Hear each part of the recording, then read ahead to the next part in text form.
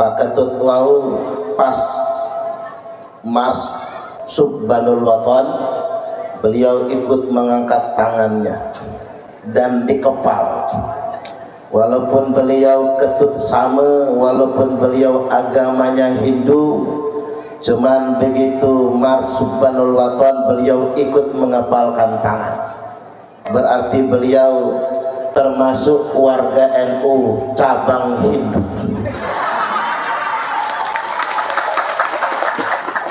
Boten nabo-nabo. Bahkan kampung kita ini ada tubuh kerukunan umat beragama. Artinya memang ada beragam suku, ada beragam agama, tapi kita semua menyatu dalam kerukunan dan kebersamaan.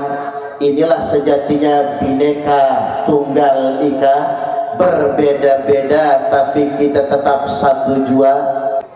Nemui nyimah, di mana ini falsafah yang sangat melekat di kalangan masyarakat Lampung, ulun lepung. Nemui nyimah, menghargai tamu, bagaimana memuliakan tamu, dan ini benar-benar mengamalkan sabda Nabi sallallahu alaihi wasallam, man kana yu'minu billahi wal yaumil akhiri falyukrim dhaifah. Barang siapa yang benar-benar beriman kepada Allah dan beriman kepada hari akhirat nanti, maka hendaklah dia memuliakan tamunya. Dan orang Lampung benar-benar memuliakan tamu. Dan cara orang Lampung memuliakan tamunya, tamunya tidak diperlakukan sebagai pendatang, tapi sudah menjadi bagian dari masyarakat Lampung. Lampung hari ini ya kita semua, yang dari Bali, Tiang Jawi, Sunda, Jaseng, Banten, dari Sumatera Selatan, Batak, dari Aceh dan lain sebagainya, kita semua ketika tinggal di Lampung, kita adalah orang Lampung. Tepuk tangan dulu. Di mana bumi dipijak, di situ langit ditunjuk. Ini yang terpenting.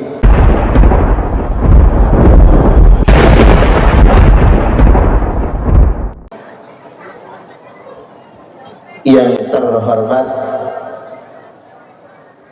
Kepala Kampung Tanjung Rejo. Di sini kampung nopo desa? Kampung nyebutnya ya. Yakni Bapak Ketut Samu, Pak Ketut wau pas Mars Iyalal Waton Subbanul Waton, beliau ikut mengangkat tangannya dan dikepal. Walaupun beliau ketut sama, walaupun beliau agamanya Hindu, cuman begitu Mars Subbanul Waton beliau ikut mengepalkan tangan. Mboten napa-napa, berarti beliau termasuk warga NU cabang Hindu.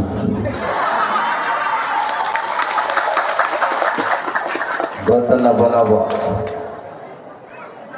Bahkan kalau bisa Pak Ketut sama, makin mantepin aja ke atas itu.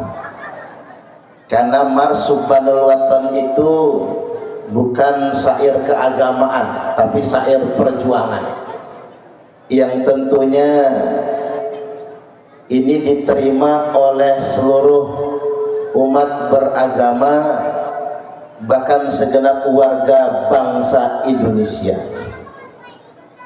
Karena Indonesia negeriku, Indonesia biladi, anta unwanul fakhama, engkau adalah panji martabatku, siapa datang mengancammu akan binasa di bawah durimu.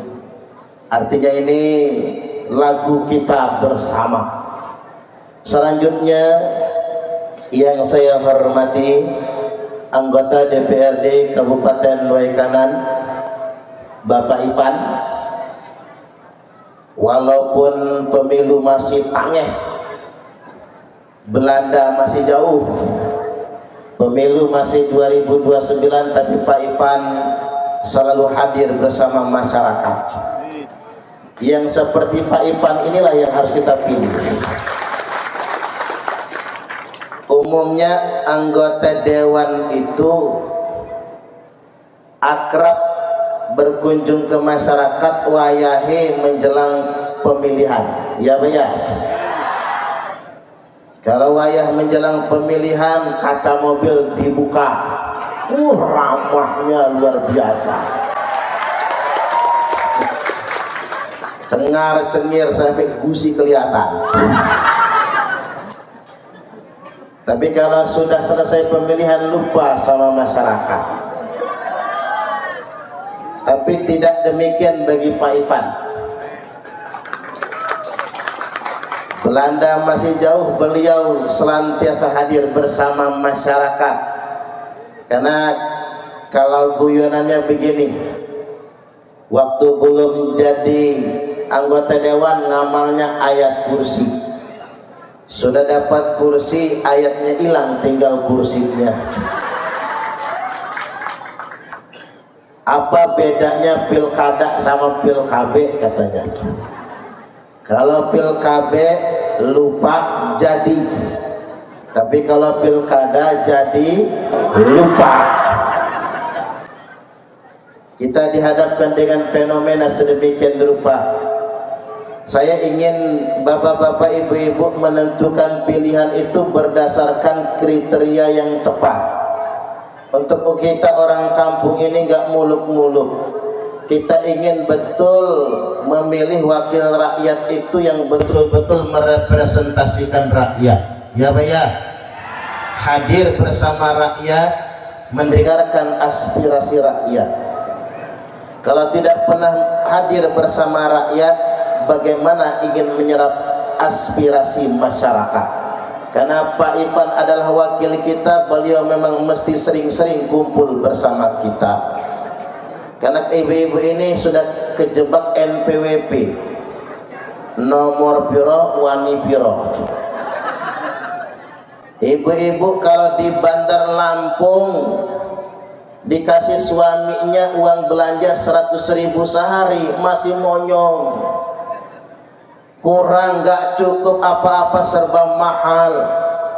Tapi dikasih caleg 100.000 buat 5 tahun nyengir. Halo, ibu-ibu ini dikasih suami uang belanja 100.000 sehari masih monyong, tapi dikasih caleg 100.000 buat 5 tahun nyengir. Gimana negara kita mau bagus, nurani masih bisa dibayar? Maka kesini ke depannya pilihan utama kita berdasarkan hati nurani. Minimal pilihlah wakil rakyat yang senantiasa bersama rakyat. Cocok atau cocok? Nah, mudah-mudahan Pak Ipan lah itu. Selanjutnya yang saya hormati Bapak Babin Kamtibmas Pak Agus, Pak Anton apa Pak Agus? Pak Anton. Pak Anton ini bikin semangat janda-janda lah sebetulnya. Karena wajah manis kayak Pak Anton, ganteng, berseragam, itu idola para janda yang begitu. Selanjutnya yang saya hormati Bapak Yai Muzaini yang kumisnya mantap. Justru itulah idola para janda. Itu yang kumisnya mantap itu, luar biasa. Selanjutnya Bapak Ustadz Mulyono, para yai, para asatid yang tidak dapat saya sebutkan satu persatunya karena saya belum hafal nama-nama semuanya. Aparat pemerintah kampung Tanjung Rejo, selanjutnya Bapak Kepala Dusun dan Ketua-Ketua RT, selanjutnya pengurus takmir Masjid Baitur Rahman, pengurus MWCNU yang sempat hadir, pengurus muslimat NU baik tingkatan anak cabang maupun ranting, begitupun pengurus ranting NU, KBNU, keluarga besar Nahdlatul Ulama yang hadir pada kesempatan kali ini. Selanjutnya juga ada membersamai kita sahabat Banser, sahabat Senkom, dan sedulur pecalang yang hadir bersama kita.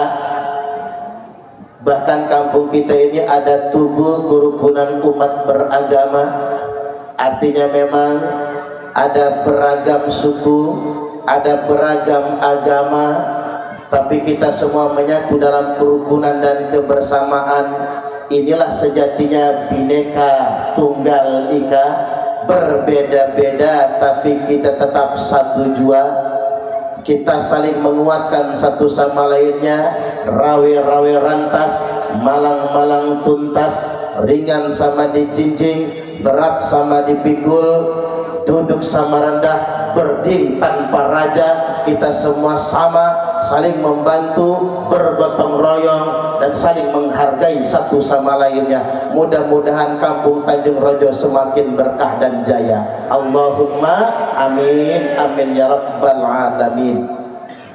Karena memang mengapa Lampung ini provinsi dengan keberagaman suku yang begitu banyak, bukan hanya karena faktor transmigrasi masif yang dilakukan dari zaman pemerintah Hindia Belanda sampai zaman Pak Soekarno hingga zaman Pak Presiden Soeharto, tapi karena ini falsafah masyarakat Lampung nemui nyimah, di mana ini falsafah yang sangat melekat di kalangan masyarakat Lampung, ulun lepung, nemui nyimah, menghargai tamu, bagaimana memuliakan tamu. Dan ini benar-benar mengamalkan sabda Nabi sallallahu alaihi wasallam, "Man kana yu'minu billahi wal yaumil akhir falyukrim dhaifah." Barang siapa yang benar-benar beriman kepada Allah dan beriman kepada hari akhirat nanti, maka hendaklah dia memuliakan tamunya. Dan orang Lampung benar-benar memuliakan tamu. Dan cara orang Lampung memuliakan tamunya, tamunya tidak diperlakukan sebagai pendatang, tapi sudah menjadi bagian dari masyarakat Lampung. Lampung hari ini yang kita semua, yang dari Bali, Tiang Jawi, Sunda, Jaseng, Banten, dari Sumatera Selatan, Batak, dari Aceh dan lain sebagainya, kita semua ketika tinggal di Lampung, kita adalah orang Lampung. Tepuk tangan dulu. Di mana bumi dipijak, di situ langit ditunjuk. Ini yang terpenting, memuliakan tamu. Dan ini memang adat budaya bangsa Indonesia. Orang Indonesia ini Bapak Ibu di mana-mana kalau tamu datang dimuliakan. Tidak ada bangsa seramah Indonesia. Gila begini? Nggak ada bangsa seramah Indonesia, nggak ada. Coba kalau ada orang luar datang ke Indonesia, pasti orang Indonesia berebut mau menjamunya. Ada bule datang ke Tanjung Rojo, dikerubutin sama anak-anak. Iya kan ya? Semua orang Cina, Maisa di Indonesia, Pak, jadi warga Indonesia, nyatu dengan bangsa Indonesia. Orang Palembang itu kan Cina etnis asalnya. Orang Lampung, Pak, DNA terbanyaknya itu Cina. Jadi orang Lampung itu Cina, makanya sipit-sipit. Tanda kalau kita ini mudah akulturasi budaya. Orang Palembang Cina, Jolma Komoreng Cina itu. Kemudian yang berikutnya, orang Arab datang ke Indonesia kita muliakan. Tidak ada bangsa apapun yang datang ke negeri ini, nggak ada satupun yang kita hinakan. Mereka semua kita muliakan. Termasuk Jepang kalih Londo. Jepang datang ke Indonesia menjajah, sakit hati kita, terluka kita. Bahkan Belanda menjajah kita 349 tahun lamanya, 3,5 abad. Tapi orang Belanda datang ke Indonesia nggak ada yang kena tempeleng. Ya Bu ya. Ada nggak orang Belanda main ke Indonesia sekarang ditempelengin sama orang Indonesia? Nggak ada. Mereka dulu pernah menjajah kita, kita tidak pernah dendam, kita tidak pernah sakit hati. Mereka datang ke Indonesia, kita sambut mereka sebagai saudara. Makanya Indonesia bangsa yang paling memuliakan tamu. Begitupun orang Arab datang ke Indonesia kita muliakan. Tapi mbok yau, yang dari luar datang ke Indonesia, kita muliakan mereka, tapi mereka juga mesti menghargai masyarakat Indonesia. Ya ya, jangan rumangsa kita hormati, tamu adalah raja. Sebaik-baiknya tuan rumah adalah yang memperlakukan tamunya sebagai raja, tapi sejelek-jeleknya tamu datang ke tempat orang belaga jadi raja. Jangan sampai sedemikian rupa. Di mana bumi dipijak, di situ langit dijunjung. Mudah-mudahan Indonesia tambah jaya. Allahumma amin. Selanjutnya yang saya hormati bapak-bapak dan ibu-ibu masyarakat Tanjung Rejo, baik yang terafiliasi ke Jamiah Nahdlatul Ulama alias NU, Nahdliyin, ada juga katanya saudara kita dari LDII yang hadir, ada juga katanya dari umat beragama Hindu. Ini keberagaman bagi kita semua. Ambil positif apa yang saya sampaikan, kalaupun tidak sepakat karena nggak mungkin sama kan, sedemikian rupa kita saling menghargai satu sama lainnya. Cocok atau cocok? Nah, baik Bapak Ibu, perkenalkan kula niki asmone Suparman Abdul Karim. Asmane Suparman namun senes tiang Jawi. Bapak saya Komori, jadi sekelik sama Pak Ipan. Karena Komering sama Wekan itu satu kakek satu nenek. Jadi suku yang paling dekat kenasabannya itu Lampung itu adalah Komering, Lampungnya Wekanan dengan Komering, karena memang secara geografis juga berdekatan Bapak Ibu. Dulu kan masih Sumatera bagian selatan, ya sekarang aja bisa provinsi itu. Ibu saya Ogan Batu Raja. Loh kok bisa namanya Suparman? Karena saya lahir bulan Sapar, itulah sebabnya. Lahir bulan Sapar yo Suparman, nek lahir bulan Suro asmane Suratman,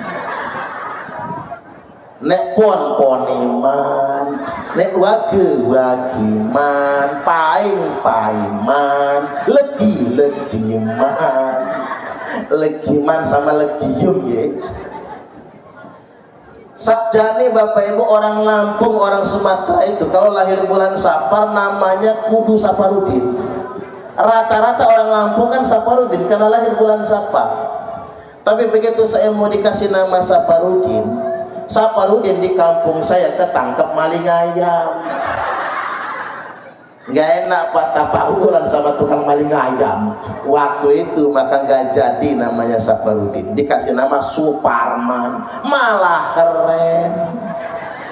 Suparman itu kalau di Amerika bisa terbang, Superman. Apa bedanya Suparman kali Superman? Kalau Suparman celananya di dalam, kalau Superman celananya di luar, itulah bedanya. Saya lahir di Kecamatan Tanjung Raja, Kabupaten Lampung Utara. Terus mukim saat niki pondok pesantren kita, Pondok Pesantren Rahmatul Ummah 1 di Fajar Baru Jati Agung, Lampung Selatan. Pondok Pesantren Rahmatul Ummah 2 di Margo Lestari, Jati Agung juga, Lampung Selatan. Kemudian saya ada tempat kediaman juga di Bandar Lampung di Jalan Durian 1, Kelurahan Waidadi Baru, Sukarame, Bandar Lampung. Istri saya baru 1, anak baru 2. Ini kira-kira bagusnya nambah anak atau nambah istri? Oh, nambah anak. Ya ibu-ibu ngomongnya nambah anak, bapak-bapak nambah istri katanya. Beda versi ibu-ibu sama bapak-bapak. Itu saja dulu sebagai prolog, sebagai perkenalan. Hari ini kita song-song Ramadan. Man fariha bidukhri Ramadan haramallahu jasadahu 'alan niran.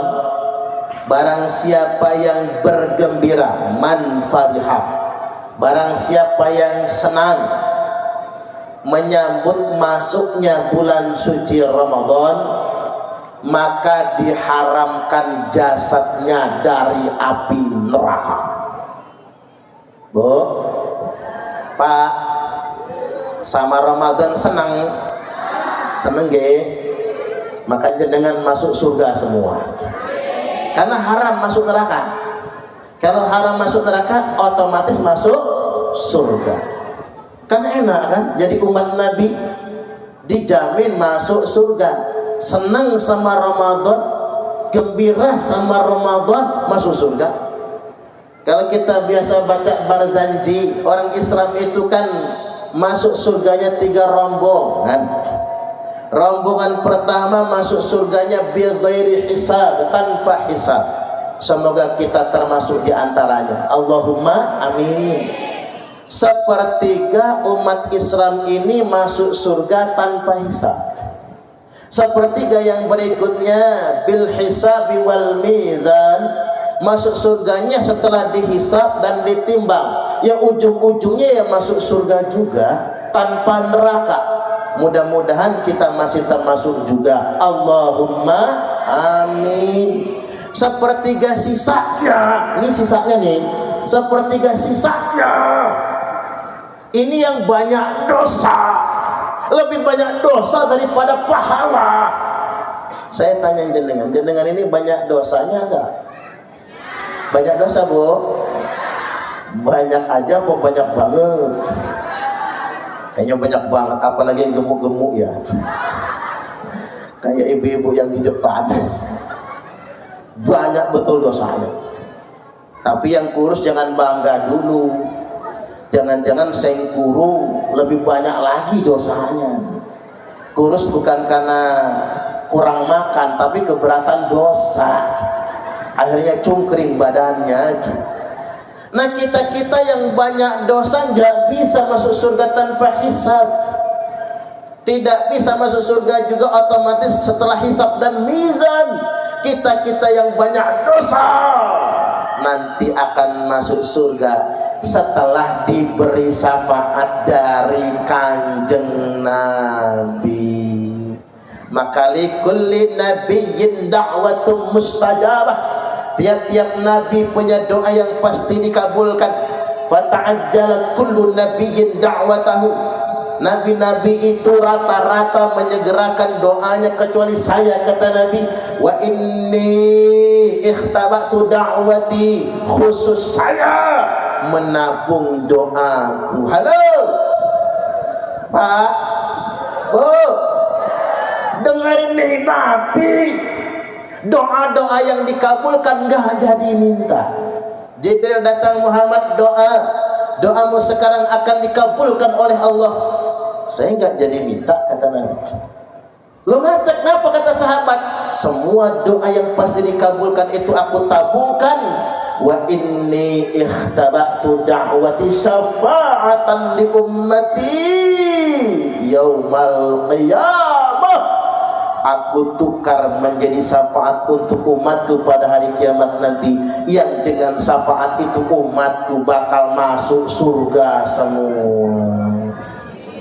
Makanya percayalah, umat Islam ini bakal masuk surga semua.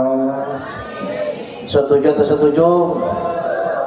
Saya ngelihat wajah jenengan ini, Bu, kayaknya bakal masuk surga semua ini. Kayaknya ya. Pastinya wallahu a'lam, cuman Allah yang maha tahu. Maka berbahagialah kita, mugi-mugi kita semua di akhirat nanti mendapatkan syafaat. Allahumma amin. Nah, hari ini kita sudah jam 11 G. Rintik lan gerimis ini tanda doa dikabulkan. Allahumma amin. Kita terkait dengan song-song Ramadan ini, persiapan kita masuk ke Ramadan. Saya hendak mengingatkan kali panjenengan, puasa itu ada 3 tingkatan. Yang pertama al-imsaku anil muftirat. Yang kedua al-imsaku anil hawa. Dan yang ketiga al-imsaku billah. Kita ulas satu persatu. Yang pertama al-imsaku 'anil muftirat. Puasa itu mengendalikan diri kita dari segala sesuatu yang membatalkan puasa. Halo? Bo? Puasa itu pada tingkatan yang paling bawah mengendalikan diri kita dari segala sesuatu yang membatalkan. Saya tanya, yang membatalkan puasa apa aja? Makan aja, urusan itu makan, minum aja Pak. Padahal dalam bahasa fikih itu jarang disebutkan pembatal puasa itu makan minum. Dalam bahasa fikih misalnya Fathul Qorib saja, yang membatalkan puasa itu satu, ma wasala ilal jauf, ma wasala amdan ilal jaufi waroksi. Apa saja yang secara sengaja melintasi jauf. Jauf itu ada dua macam, satu kerongkongan, dua perut besar. Apa saja yang melintasi jauf itu membatalkan puasa. Makanya Bapak Ibu, yang batal puasa itu kalau lewat kerongkongan. Kalau masih di mulut belum batal. Makanya ibu-ibu mencicipi masakan enggak batal. Yang batal itu mencicipi kolak semangkok, itu batal. Kalau mencicipnya di lidah biar tahu asinnya, biar tahu manisnya. Ini jeruk mau dibeli asam atau manis, ditaruh di lidah untuk memastikan rasa, enggak batal puasa. Tapi dilepeh, jangan ditelan. Kemudian gosok gigi. Makanya gosok gigi nggak membatalkan puasa, hanya makruh kalau kondisi sedang panas, itu pun ba'da zuhur. Tapi kalau kondisi kita baik-baik saja, gosok gigi tidak membatalkan puasa. Yang membatalkan puasa kalau Pepsodentnya ditelan, itu batal puasanya. Makanya yang lintas kerongkongan, waroksi, yang masuk ke rongga kepala, baik dari telinga ataupun dari hidung kita. Halo? Ada yang nanya, Pak Ustadz, menelan ludah batal nggak puasa? Nggak batal. Jadi orang puasa jangan jorok, puasa meludah aja pahpeh. Telan aja ludahnya nggak batal. Yang batal itu kalau ludahnya diwadahin gelas, udah dapat setengah gelas dilegek, ih jijai bajai najong tralalah, cici tenan. Kemudian yang ketiga yang membatalkan puasa itu wal huknatu fi ahadis sabilain, memasukkan sesuatu dari dua jalur pembuangan. Ibu-ibu masukin obat, atau bapak-bapak ini obat infeksi lambung, atau obat keputihan, atau obat penguat kandungan, yang dimasukkan lewat dua jalur pembuangan, batal puasa. Kemudian yang keempat, wal qai'u amdan, muntah yang disengaja dicolok, batal puasa. Dan yang kelima, wal wat'u amdan fil farji, yang membatalkan puasa itu hubungan suami istri yang disengaja. Kalau nggak sengaja nggak batal. Ada yang nggak sengaja, adalah lupa, udah selesai baru ingat. Umpama kalau dalam fikih begini, menurut mazhab Syafi'i ada dua macam terkait dengan ini. Istri yang dipaksa suami, istri yang dipaksa suami untuk berhubungan di siang hari pada bulan Ramadan, maksanya dengan intimidasi. Kalau kamu gak ngelayan saya kawin lagi. Kalau kamu gak ngelayan saya, kamu saya tempeleng. Karena takutnya dengan suami, istri akhirnya melayani suami. Puasa istri itu batal tapi tidak kena kafarah, hanya wajib mengkodok saja.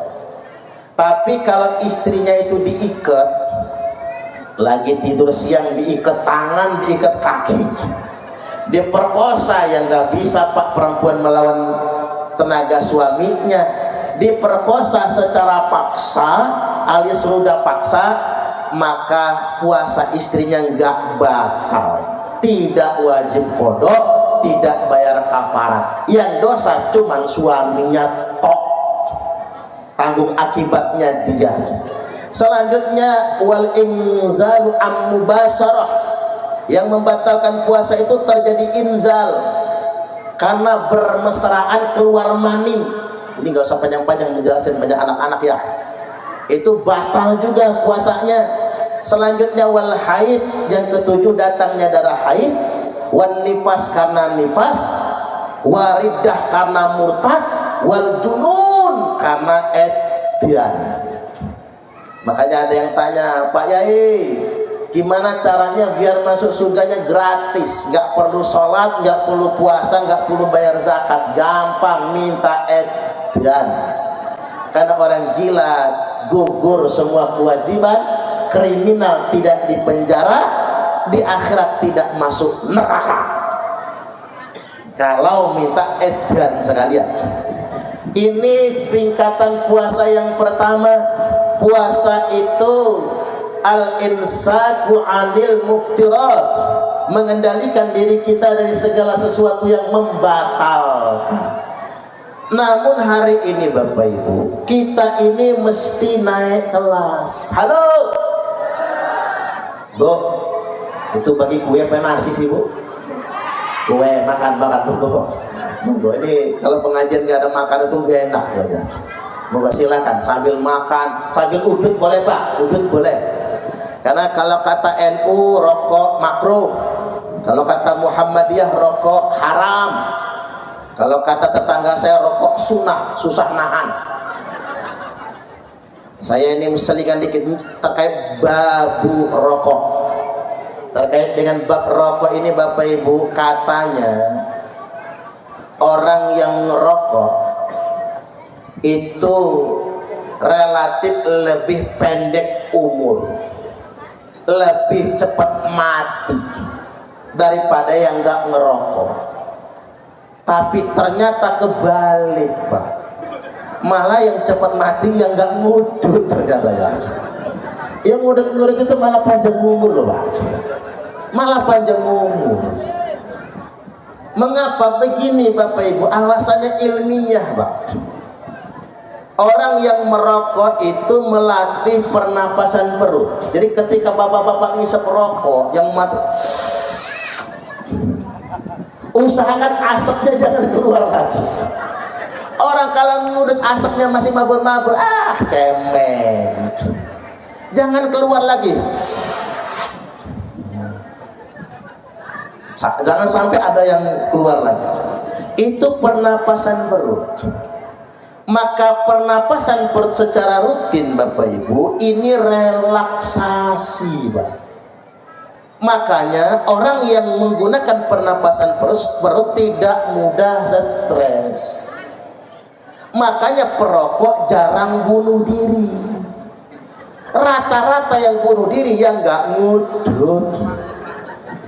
Jepang, Korea, negara dengan aturan rokok yang sangat ketat, banyak bunuh diri di sana. Indonesia yang aturan rokoknya longgar sekali, di mana aja ngudut. Makanya orang Indonesia jarang bunuh diri, karena bapak-bapak pening dikit pelariannya udut. Nggak dapat kerjaan, stres, udut, ngerokok. Bini ngonyong cerewet di rumah, ngudut. Kerja peras keringat, banting tulang, kepala jadi kaki, kaki jadi kepala, di tempat kerjaan dimarah sama bos. Paling pelariannya udut. Makanya Bu, kalau bapak-bapak mau beli rokok jangan dimarahi ya Bu ya. Kasihan Bu. Beliau-beliau kerja Bu, badan berkalang tanah, kepala jadi kaki, kaki jadi kepala, hilang harga diri, ditunjuk-tunjuk sama bos, dimarah-marah sama bos. Sampai rumah gajinya dikasih semua ke istrinya, nggak apa-apa demi anak istri. Bu, ya sekedar sebungkus rokok beliin Bu. Kasihan. Relaksasi itu Pak. Itulah mengapa orang yang ngudut cenderung rileks berpikirnya. Yang kedua, orang yang ngudut itu nggak kegemukan. Yang nggak ngudut malah melar, hamil 7 bulan. Kebanyakan lemak, karena kebanyakan lemak stroke. Makanya Bapak Ibu saya doakan yang udut-udut panjang umur. Allahumma amin, amin ya rabbal alamin. Ya, hitung-hitung kan yang nanam tembakau kan bangsa Indonesia juga. Saya ambil contoh Bapak Ibu. Ngapa orang teriak-teriak mengharamkan rokok? Tapi extra jos, M150, keratin deng, kok nggak dilarang? Minum extra jos sehari 1 saset. Setiap hari aja, nggak usah banyak-banyak, 1 saset. Nggak lama hancur pankreasnya, Pak. Makanya kena diabetes. Pankreas rusak, liver rusak, jantung rusak, ginjal rusak. 1 hari 1 saset aja minumnya. Makanya hati-hati, Pak. Itu yang suka ngerusak badan itu minum minuman energi. Jangan sekali dicoba-coba. Ini belum minuman keras loh, belum. Hati-hati minum yang seperti itu. Itu akan merusak kita. Nah ngudut walaupun 5 bungkus sehari tidak apa-apa tuh. Ya Pak ya. Waduh saya kok jadi iklan rokok ya. Karena ibu saya itu Pak sambil ngulang ngaji ngudut ibu saya. Cuman kalau lagi ngajar santri pakai rokok daun nipah. Tapi kalau santri sudah bubar baru surya. Itu ibu saya itu. Makanya kalau saya ceramah dikasih rokok, saya bawa kasih ke ibu saya, nyengir, senang banget dia. Ibu saya itu puluhan tahun ngajar ngaji, sudah lansia, sehat. Dari muda nggak pernah berhenti ngerokok, sehat. Maka Bapak Ibu tidak benar mitos-mitos yang disampaikan itu. Rokok dapat menyebabkan serangan jantung. Rokok dapat itu. Makanya rokok jangan dapat Pak, beli, jangan minta. Makanya yang suka rokoknya dapat itu nggak modal, itu yang sering kena serangan jantung gitu. Gawe yang ngerokok, rokok temennya, alasan-alasan deket rokok ditarik. Minta ya sebatang, ternyata 5 batang tahu. Habisnya itu nyisin modal gitu Pak. Baik hadirin wal hadirat rahimakumullah. Sekarang kita naik pada tingkatan yang kedua, al-imsaku 'anil hawa. Puasa itu mengendalikan hawa nafsu. Ya kalau puasa cuman nggak batal, anak TK bisa. Kalau puasa cuman nggak makan nggak minum, anak SD tamat. Nah puasanya orang tua, bapak dan ibunya harus naik ke tingkatan kedua. Apa itu? Mengendalikan hawa nafsu. Makanya dawuh Sunan Ampel, puasa itu hening cipto, nutup babakan hawa sono. Mengendalikan diri, hening cipta, nutup babakan hawa sono. Nutup jalur 9 lubang, 9 hawa. 9 lubang itu apa aja? 2 lubang mata, ditambah 2 lubang hidung, 4, ditambah 2 lubang kuping, 6, ditambah yang ke-7 lubang cangkem, yang ke-8 dan ke-9 lubang bawah. Bahasa Arabnya kubul dan dubur. Bahasa Indonesianya nggak mau saya nyebutnya. Saya tahu betul namanya tapi sungkan mengucapkannya. Kalau jenengan nggak tahu Pak, WA saya nanti saya kasih tahu. Kalau japri saya kasih tahu kalau japri. Kalau di ceramah ora ilok nggak sopan. Nah puasa itu nutup atau mengendalikan 9 lubang. Mengendalikan pandangan mata, mengendalikan penciuman hidung, mengendalikan pendengaran dari yang bukan-bukan, mengendalikan cangkem dari pembicaraan yang maksiat, mengendalikan lubang bawah. Itu yang harus kita kendalikan. Makanya 9 lubang itu selalu mengeluarkan kotoran. Kotoran yang keluar dari mata namanya apa? Belek. Yang dari hidung namanya upil, ingus, ubel. Yang dari kuping namanya Congek bin Cule. Ya punya kita dewek masa jijik sih. Yang dari mulut namanya ludah, iler, ences. Yang paling menjijikkan tuh iler. Saya sempat mikir, seandainya iler itu berharga, mungkin kiai sugih semua pak. Seandainya iler berharga, kiai sugih semua. Cukup nampungin iler santri itu. Coba jenengan masuk ke kamar santri itu, lihat bantalnya itu iler semua. Saya sempat mikir, kalau iler santri itu seharga iler walet pak, wah pondok mah megah semua, yakin saya. Tapi itulah kotoran bapak ibu. Nah kemudian dari lubang bawah air kencing, yang sebelah belakang pisang goreng. Itu kalau masih sehat. Tapi kalau sudah agak masuk angin, bubur kacang hijau yang keluar. Iya kan? Mengapa 9 lubang itu mengeluarkan kotoran? Karena itulah pintu-pintu dosa, itulah pintu-pintu maksiat. Hati-hati pak, kalau lagi puasa mata dikendalikan, ghadul basar, tundukkan pandangan. Karena walaupun bulan puasa masih banyak BMW keliaran. Tahu BMW? Bahenol molek wele.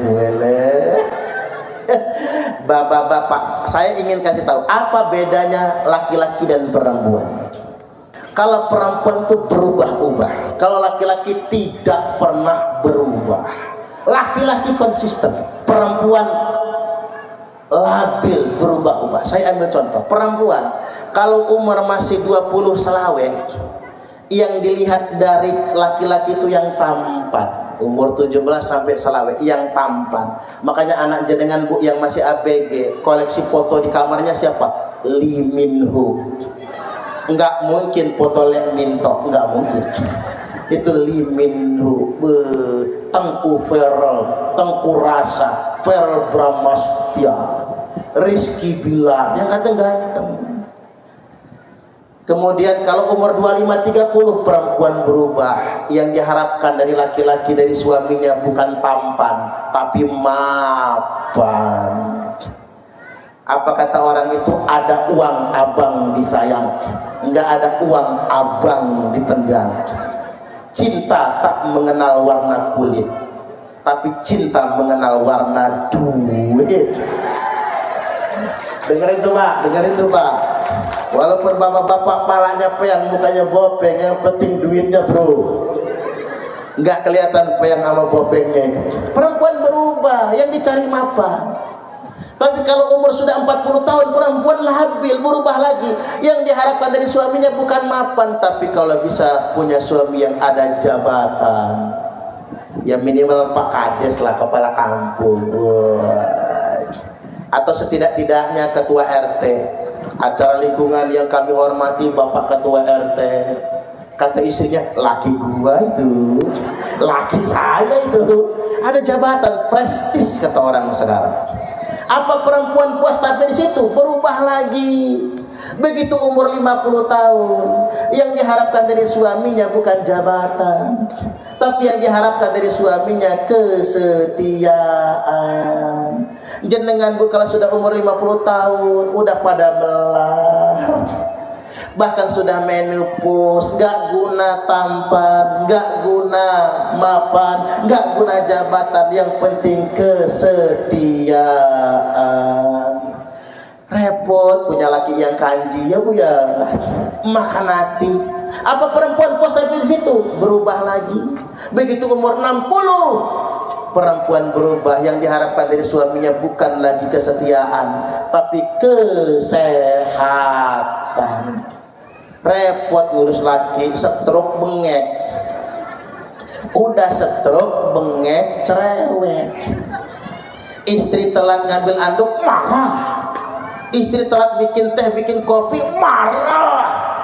Istri sambil ngaduk teh ngebatin, kapan matinya sakit, ngesel-ngeselin. Bahkan ngapunten lah, ibu-ibu itu kalau jenengan tua sakit-sakitan stroke, kalau obatnya jenengan mesti rapi lagi, dikasih pak, pasti dikasih. Moga pak kersani kawin lagi sono, nggak apa-apa. Urus sama bini muda lo, bosan saya ngurusin. Makanya rata-rata kalau suami mati duluan, ibu-ibu lebih milih menjanda daripada kawin lagi, ya Pak ya? Apa karena terlalu sayang sama suami? Belum tentu, Pak. Saya pernah nanya sama ibu-ibu yang menjanda, Bu, ngapa menjanda sayang betul sama suami? Bukan, Pak Yai. Lu ngapa? Wapok. Kapok tenang. Kapok dapat yang kayak gitu lagi. Khawatir yang lebih parah. Oh, ternyata Pak, ibu-ibu milih menjanda itu karena kapok rata-rata. Masa kawin lagi jadi urusan ya Bu ya? Coba kalau menjanda mau berangkat pengajian tinggal mangkat. Dia ajak ziarah Wali Songo, mangkat. Jalan-jalan ke laut, mangkat. Jalan-jalan ke Aljabar, mangkat. Dia ajak Pak Ketut rombongan ke Bali, mangkat. Tuh dengerin Pak Ketut. Balik kampung dulu ke Bali ngajak ibu-ibu nih ke sono. Tapi kalau punya suami, kalau suaminya nggak berkenan bagaimana? Makanya perempuan itu sejatinya nggak mau nikah lagi, mungkin karena kapok. Apa kata orang, harimau mati meninggalkan belang, gajah mati meninggalkan gading, bapak-bapak mati meninggalkan hutang. Makanya trauma ibu-ibu itu. Balik lagi Bapak Ibu hadirin wal hadirat, bapak-bapak ini istiqomah. Kalau ibu-ibu berubah-ubah, bapak-bapak istiqomah. Bapak-bapak ibu umur 10-20 tahun yang dilihat cewek cantik bening. Umur 30 bapak-bapak ini yang dilihat dari perempuan cantik bening. Umur 40 yang dilihat cantik bening. Umur 60-70 tahun yang dilihat cantik bening. Nggak, kalau nggak percaya tanya aja sama bapak-bapak. Nggak pernah berubah, istiqomah bapak-bapak. Makanya kalau puasa latihan dari sekarang, ghaddul basar, tundukkan pandangan, jangan ngelihat punya orang. Pak, bini tetangga nggak usah dilirik-lirik. Halo, laki-laki yang rajin mencium istrinya relatif lebih panjang umur jika dibandingkan dengan laki-laki yang mencium istri tetangganya. Ya jajal dibaca orang Pak, jangan macam-macam. Kalau kata orang Madura dicarok kita, itu harga diri soalnya. Ya ghaddul basar, tundukkan pandangan. Kemudian yang berikutnya, jaga penciuman, jaga pendengaran kita dari mendengarkan, minimal jangan mendengarkan rumpi ghibah, dan jaga cangkem. Karena yang paling banyak memasukkan umatku ke dalam neraka kata Nabi adalah cangkem, mulut. Dosa mulut paling gampang itu nyinyir. Orang Indonesia ini paling pintar nyinyir orang hajatan. Ya Pak ya? Coba lihat cangkem emak-emak kalau pulang kondangan ngomong apa? Masakannya anyep semua. Emak-emak ada aja yang diomongin. Ya iyalah, namanya orang hajatan, nggak mungkin kayak lezatnya restoran. Kadang-kadang yang jadi sasaran omongan kalau di Bandar Lampung itu Pak empe-empe, karena hobi empe-empe kayak orang Palembang. Wayanya hajatan, orang menghidangkan empe-empe. Pulang kondangan apa kata emak-emak? Empe-empenya enak sih, cukanya mantap, tapi baru setengah jam udah habis. Dasar yang hajatan pelit-pelit. Cangkemnya sadis. Jangan hajatan sih kalau nggak boleh diambil omongannya itu. Nah yang kayak gini didengar sama Pak Kakam, Pak Kades, Pak Kepala Kampung. Kalau begitu kata Pak Kepala Kampung, wayanya saya hajatan, buat empe-empe yang banyak, cukanya emberan. Pagi, siang, sore, sampai besok nggak habis-habis. Biar nggak diomong.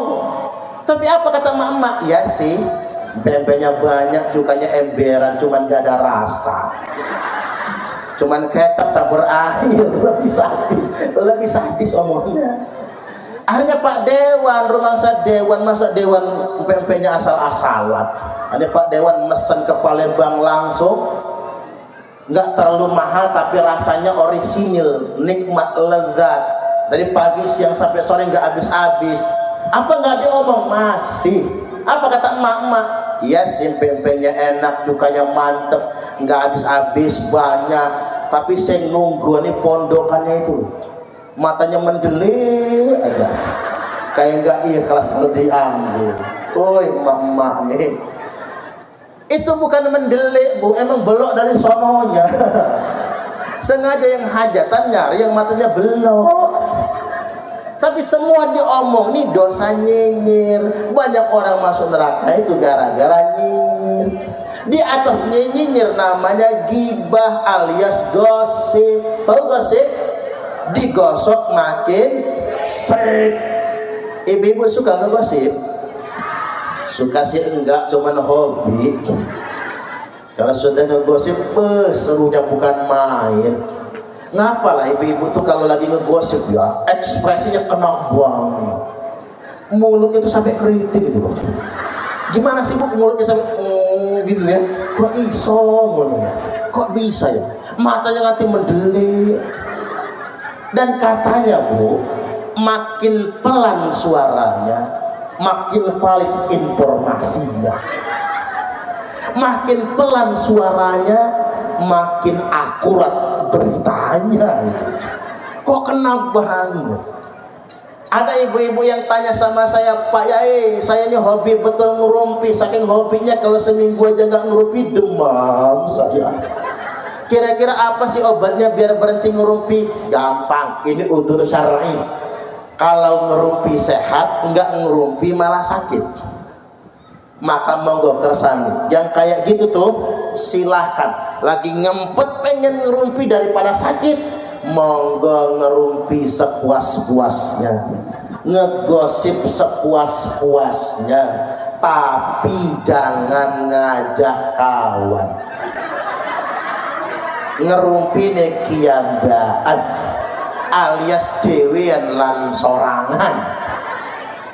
Lagi ngempet pengen ngerumpi, masuk kamar, kunci pintu, ngoceh depan cermin. Paling anaknya ngintip, mak wes edan. Ngegosip kok dewean. Karena kalau kita ngegosip dosa. Wal ghaibatu asyaddu minaz zina. Gibah itu lebih kejam daripada berzina. Ini maksudnya apa? Kalau orang berzina, hari ini dia berzina, besok dia tobat, nyesel dia, berjanji tidak akan pernah mengulanginya lagi. Mudah-mudahan cash tunai, tobat diterima, dosa diampuni. Tapi kalau orang ngegosip, belum akan diampuni dosanya, belum diterima tobatnya sebelum minta maaf dengan yang digosipi. Makanya hati-hati. Syukur alhamdulillahnya kita punya bulan Ramadan. Jelang Ramadan ini maaf-maafan. Tadi Pak Kepala Kampung, Pak Ketut Same sudah mempelopori minta maaf masuk Ramadan. Memang yang paling benar itu minta maafnya itu Bapak Ibu sebelum masuk Ramadan. Kalau sudah Idul Fitri agak terlambat. Walaupun terlambat lebih baik daripada tidak sama sekali. Nah sebelum Ramadan ini maaf-maafan, kunjung-kunjungan. Kayak wayahnya kita lebaran itu agak ketang ya, teleponan kalau jauh. Cuman usahakan telepon ge. Kalau WA SMS itu belum tentu dibaca, apalagi WA-nya panjang betul. Ketika tangan tak mampu menjabat, mata tak mampu menatap, lisan pun tak mampu berucap, kaki tak mampu melangkah, stroke namanya. Pantesan orang habis lebaran stroke semua. Doanya dewek Pak. Minta maaf apa? Minta maaf aja, nggak usah banyak basa-basinya. Yang salah minta maaf duluan, ya bayar. Yang dimintai maaf yo ngasih maaf. Yang paling mulia Pak, nggak dimintai maaf tapi sudah memaafkan, itu yang paling hebat. Tapi yang gentle, yang salah minta maaf. Kita pernah berbuat salah? Ya karena kita manusia, wajar dong kalau kita berbuat salah, maka kita minta maaf. Datang ke rumahnya, minta maaf. Tapi ada juga dia yang salah, kita yang duluan minta maaf, dia malah nggak mau memaafkan. Ada yang kayak gitu? Ada? Wah cepet mati aja kalau ada ya. Dia yang salah, kita yang ngalah. Kita duluan pengen akur maaf-maafan, dia malah nggak mau memaafkan. Nah kalau ketemu yang kayak gitu, belajarlah dari pertanyaan. Kalau monyet turun dari pohon, yang duluan kepalanya atau ekornya? Coba ndasin nopo buntute.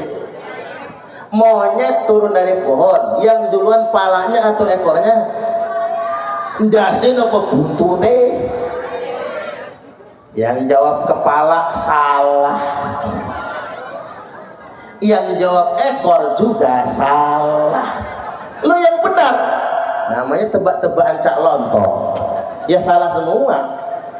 Kalau monyet turun dari pohon, yang duluan ndasi nopo buntute, kepala atau ekornya?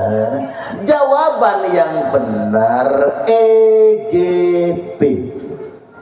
Emang gue pikirin, monyet gue dipikir. Halo, nah gitu orang mikirnya, gitu ge.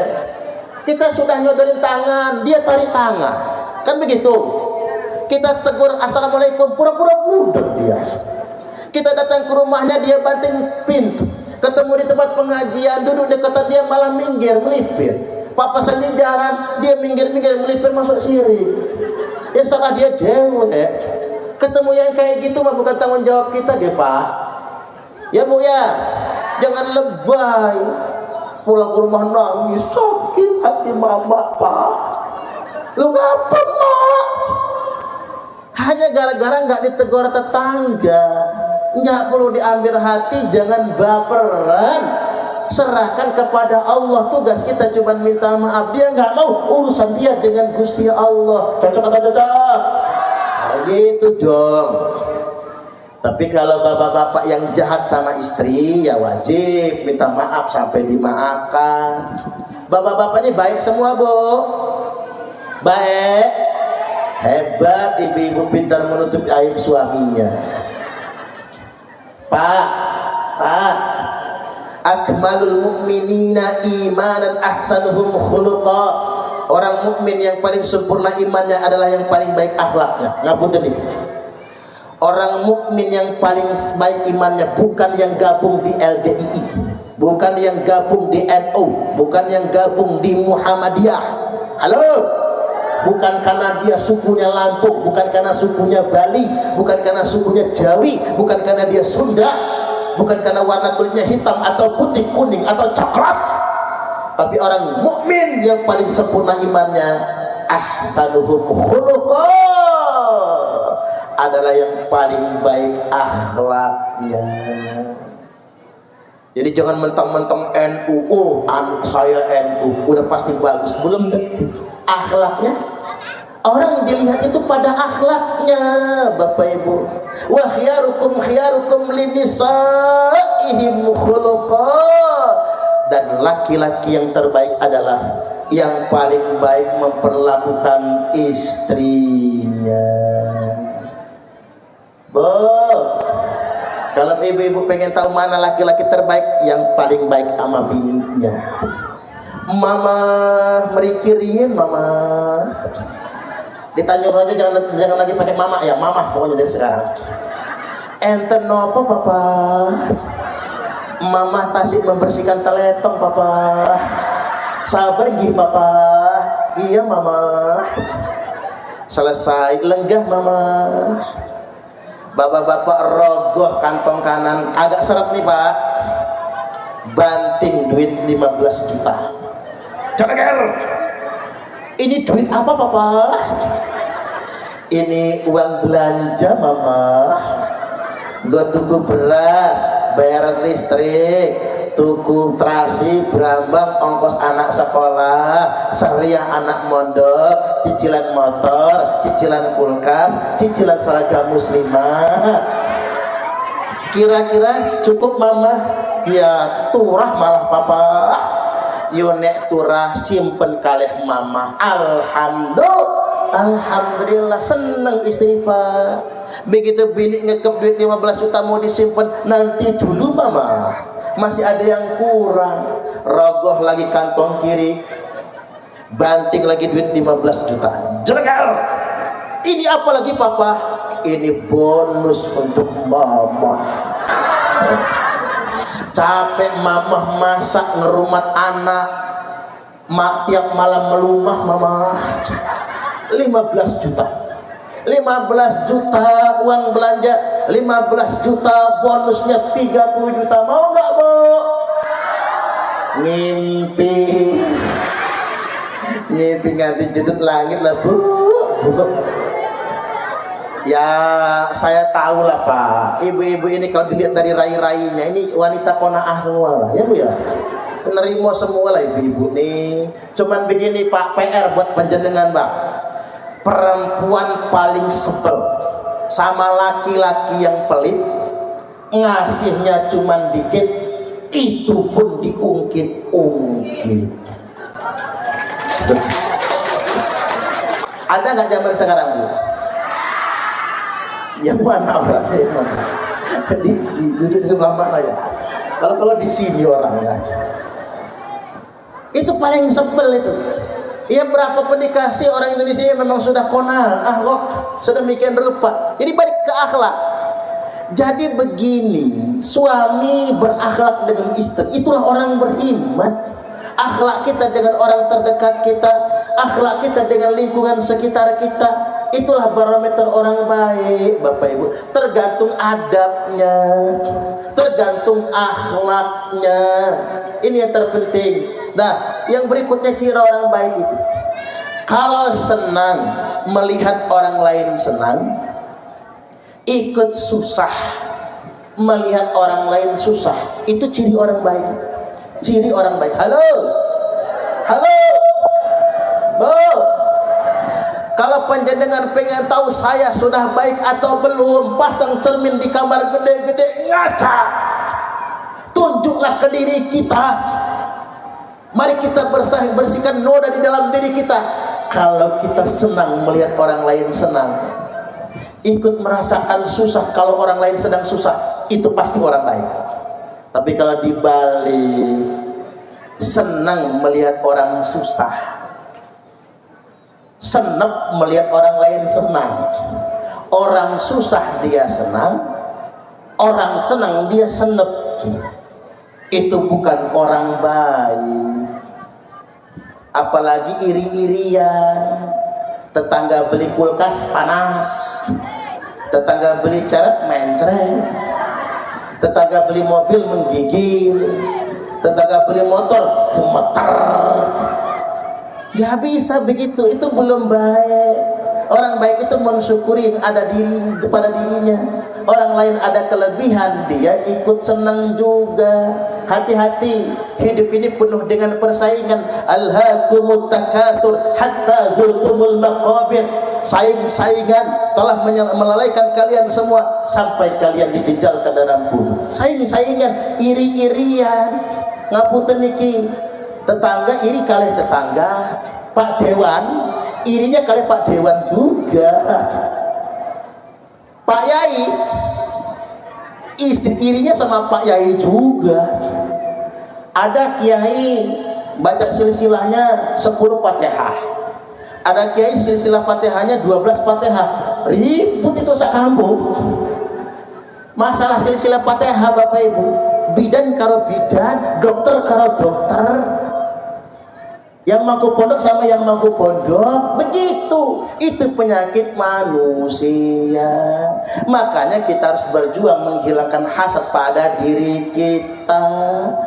Gimana caranya? Rajin-rajin silaturahim, rajin-rajin kita berkumpul, saling menasihati satu sama lain, yang memberi masukan satu sama lainnya, dan jangan pernah merasa paling benar. Halo, mudah-mudahan kita semua dihiasi dengan akhlak-akhlak yang mulia. Allahumma amin, amin ya rabbal alamin.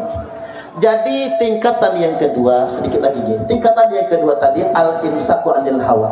Puasa itu mengendalikan hawa nafsu. Nah, tingkatan yang ketiga paling puncak, al-imsaku billah. Puasa itu mendekatkan diri kita kepada Allah. makanya amaliyah Ramadan meningkat. Biasanya kita nggak tadarus jadi tadarusan, kemudian biasanya cuma tahajud witir, bahkan ada yang nggak pernah tahajud, nggak pernah witir, tapi ikut tarawehan di Masjid Baitur Rahman. Tarawehnya berapa rakaat? Berapa? 23. Mantap, mantap, dipertahankan. Karena begini Bapak Ibu, fatwa Imam Hanafi taraweh itu 23 rakaat dengan witir. Fatwa Imam Malik 41 rakaat dengan witir. 36 taraweh, 5 witir. Fatwa Imam Syafi'i 23 rakaat dengan witir. Fatwa Imam Hambali 23 rakaat dengan witir. Di Mekah 23 rakaat dengan witir. Madinah zaman dulu 41 rakaat dengan witir, sekarang 23 rakaat dengan witir. Di Mekah tiap-tiap malam ganjil 21 sampai 29, tarawehnya bacaannya 4 juz. Tarawehnya 4 jam, mulai jam 8 malam sampai jam 12 malam. Yang kayak gitu dipraktekkan di Tanjung Rejo, jangankan makmumnya, imamnya aja kabur. Nggak sanggup itu Pak, tarawih sepanjang itu. Maka kita ini tarawih 23 rakaat, bacaannya alhaqumut takatsur sampai qul a'udzu birabbin nas, mbok yao jangan ditinggal. Sudah paling ringan. Dilama-lamakan 23 rakaat itu cuma 45 menit sudah santai itu Pak. Bisa bahkan setengah jam, tapi jangan ngebut juga mengalahkan Marquez. Malah kalau nggak tumaknina ya juga nggak sah tarawihnya nanti. Jadi pertahankan tradisi tarawih. Di kota itu sudah banyak yang tinggal 11 rakaat Pak. Cuman pesan juga bagi yang sudah 11 rakaat, sholatul laili matna matna, sholat malam itu tetap 2-2. Karena ada juga yang tarawihnya 4-4-3. Kalau tarawihnya 4-4-3 itu formasi main sepak bola. Jadi sumbang saran, masna bikinlah 2-2 bagi yang sudah terlanjur 11. Tapi bagi yang sudah 2-3 pertahankan, karena fatwa 4 mazhab Bapak Ibu. Fatwa 4 mazhabnya sedemikian rupa, nggak mungkin kan kita lebih pintar dari Imam Hanafi, Imam Malik, Imam Syafi'i, Imam Hambali, nggak mungkin. Al ulama warasatul anbiya, itu ya beliau-beliau itu pewaris-pewaris para nabi itu. Kemudian yang berikutnya kita dianjurkan untuk sedekah. Banyak sedekah di bulan Ramadan. Afdhalus shadaqati shadaqatun fi Ramadan. Sedekah paling utama itu sedekah pada bulan suci Ramadan. Tangan di atas lebih baik daripada tangan di bawah. Gini bengki, halo. Zaman sekarang banyak orang mentalnya miskin, apa-apa nada. Rumahnya sudah gedong, lantainya pun sudah keramik, masih nerima PKH. Ini di sono, kalau di sini pusatnya. Itu kan mental miskin. Kita tidak boleh sedemikian rupa. Saya ingin sampaikan kalian jenengan, kita ini nggak urung dapat bantuan pemerintah. Nggak, saya ulangi, kita ini nggak urung dapat rezeki dari Allah walaupun nggak dapat bantuan pemerintah. Jadi begitu. Karena yang ngasih rezeki itu Allah, bukan pemerintah. Ya Pak ya. Saya tanya sekali lagi, yang ngasih rezeki Allah apa pemerintah? Allah. Kalau pemerintah itu nggak pernah ngasih rezeki, yang ada juga korupsi. Bukan Pak Kakak, bukan ya, korupsi.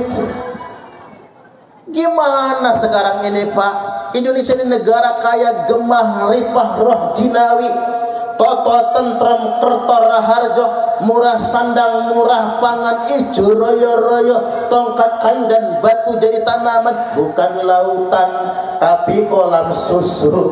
Ini Indonesia Raya tercinta, ada di bentangan garis khatulistiwa, dengan sumber daya alam yang sungguh luar biasa, dengan garis pantai terpanjang seluruh dunia internasional. Seandainya tidak dikorupsi, per kepala dapat 20 juta sebulan. Seandainya tidak dikorupsi. Tapi karena pejabatnya banyak yang geragas, banyak yang serakah, maka korupsi merajalela. korupsi timah 300 triliun, ponisnya cuma 6,5 tahun, tapi alhamdulillah dibanding jadi 20 tahun. Saya setuju usul kepada Pak Presiden Prabowo, nggak penting penjara berapa lama, tapi kami rakyat Indonesia usul yang pertama, agar semua harta koruptor disita untuk rakyat. Setuju? Tepuk tangan. Ya iya dong, banyak itu Pak koruptor, sita semua. Mereka itu masuk penjara kalau duitnya masih banyak, masih ngulang masuk penjara, masih ngulang karena duit bro, duit. Tapi kalau dimiskinkan, tiba-tiba rumahnya disita, seluruh mobil disita, kebun sawit disita, kebun karet disita, asal bininya jangan disita ya. Semuanya disita, perhiasan disita, rumah disita, nggak ada yang pengen korupsi Pak. Miskinkan mereka semua. Dan yang kedua, usul kali Pak pemerintah, ini usul lagi, program makan bergizi gratis, ganti saja sekolah bebas biaya, ganti aja betul, daripada efisiensi anggaran 300 triliun. Coba Pak, kalau program makan bergizi gratis yang 300 sampai 400 triliun per tahun, jadikan infrastruktur aja Pak. Satu provinsi kasih 10 triliun, satu provinsi. Kita kan ada hampir 40 provinsi. Satu provinsi kali 10 triliun. Nggak ada jalan yang kayak jalan apa tadi, kecamatan apa? Negeri Agung. Waduh, lama amat maksudnya bro. Lama amat. Yakin 10 triliun per tahun Pak. Indonesia akan semegah Amerika Bapak Ibu. Kalau pemerintah berani mengalokasikan duit makan siang gratis, ganti dengan bangun infrastruktur. Atau sekolah gratis sampai sarjana S1. Atau begini, kalau persiswa itu 300.000 sebulan, ada baiknya jangan dikirim dalam bentuk matang, kirim aja duitnya ke rekening emak-emaknya ini. Setuju gak kira-kira?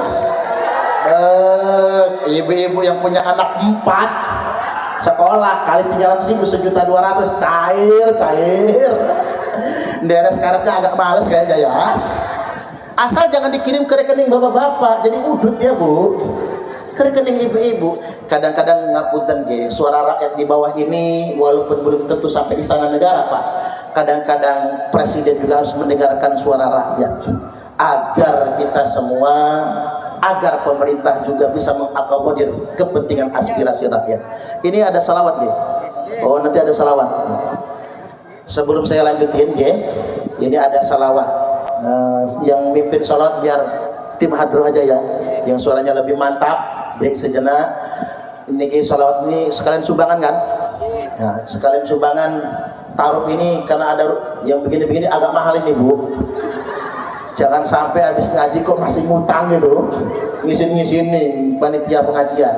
Ini khawatir taruh masih ngutang, kursi masih ngutang, maka jenengan silakan kasih infak terbaik.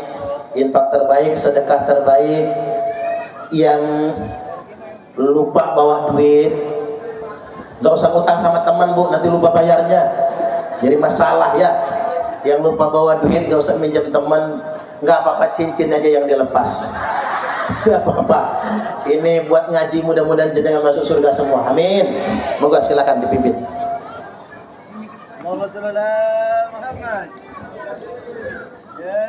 Ya Nabi salam alaika, ya Rasul salam alaika, ya Habib salam alaika,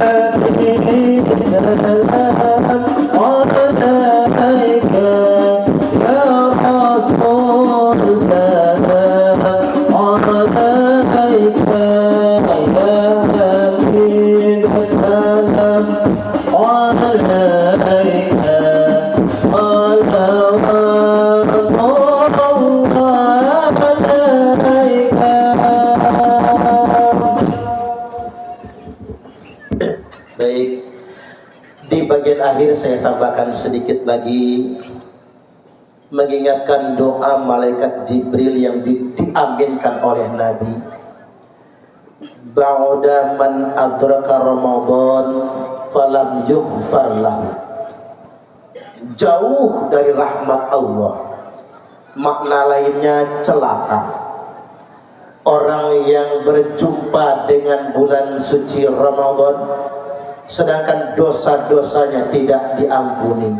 Amin, kata Nabi. Doa yang kedua, ba'da man dzukirta indahu falam yusalli 'alaika.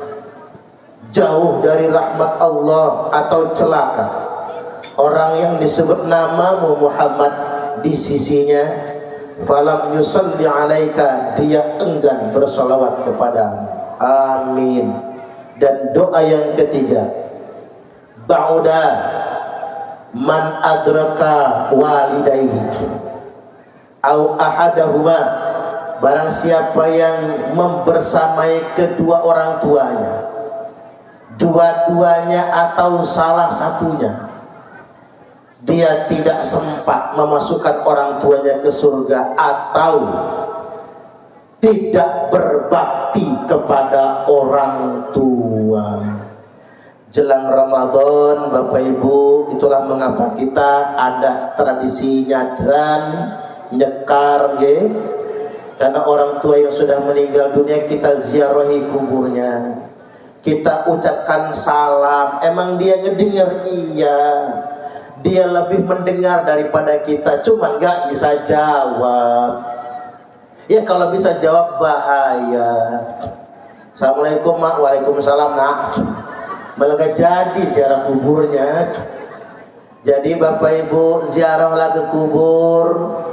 Jangan hanya ziarah ke makam Wali Songo, tapi lupa menziarahi orang tua. Wali yang nomor satu itu bukan Wali Songo, tapi orang tua. Makanya yang mau mangkat ziarah Wali Songo, ziarah dulu ke orang tua, baru OTW. Kalau kata orang sekarang, ziarah Wali Songo. Celaka anak-anak yang membersamai orang tuanya, tapi dia tidak sempat menunjukkan bakti kepada kedua orang tuanya. Saya ingin ingatkan kepada semua anak yang hadir pada kesempatan kali ini, tidak akan mati anak yang durhaka kepada orang tuanya sebelum dia merasakan sakit seperti yang dirasakan oleh kedua orang tuanya. Saya ulangi, tidak akan mati anak yang durhaka kepada orang tuanya sebelum dia merasakan sakit seperti yang dirasakan oleh orang tuanya. Dengerin anak-anak yang masih punya orang tua di rumah dengan baik. Jadi mantu-mantu yang baik ya Bu. Jangan sampai suaminya ngasih emaknya malah sampean sewot. Suami mau kelon malam, kata mak, kelon sama mak lu sono, jangan kelon sama gua. Mencemburui ibu kandung, hati-hati. Menjadilah anak yang baik bagi orang tua, mantu yang baik bagi moro tua. Kalau kata ibu saya ini nggak bisa bahasa Indonesia, pinternya bahasa Inggris. Kata ibu saya, ame anak lemah, umak dek denak minta. Ame anak sare, umak nangis yang malam. Bahasa Inggris Kingston itu. King itu raja, stone itu batu raja. Kan ibu saya batu raja, bapak saya Komering Martapura. Ame anak lemah, umak dek denak minta. Ne anaknya seneng, ne anaknya sugih. Kalau anaknya kaya, ibu nggak pengen minta, betul nggak Bu?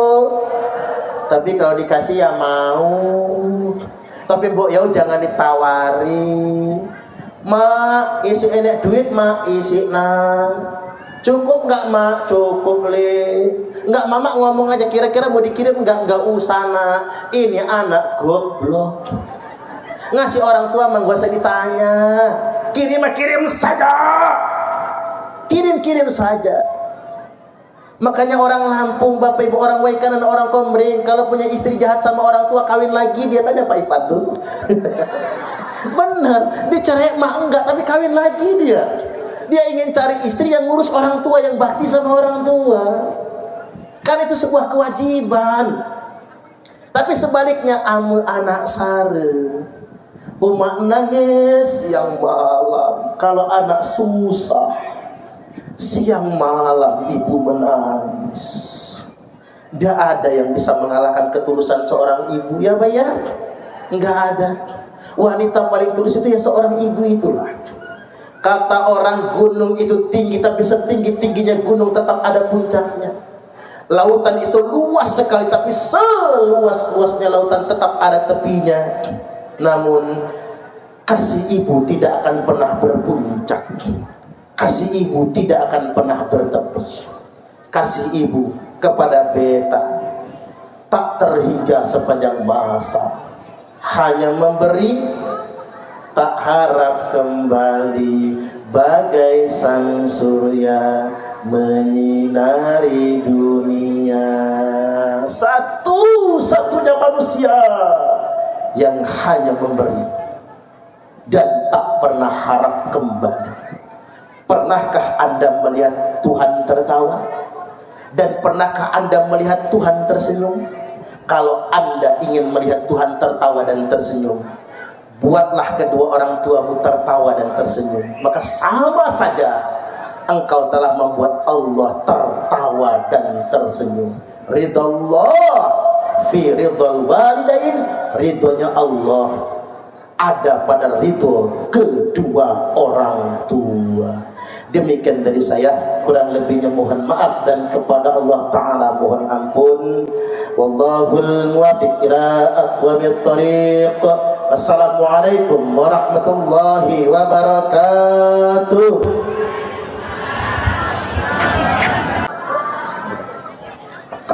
Kami adalah Laskar Sabilillah, pecinta Wali Songo dan para anbiya, pewaris peradaban Islam di Nusantara hingga berkibar bangsa Indonesia.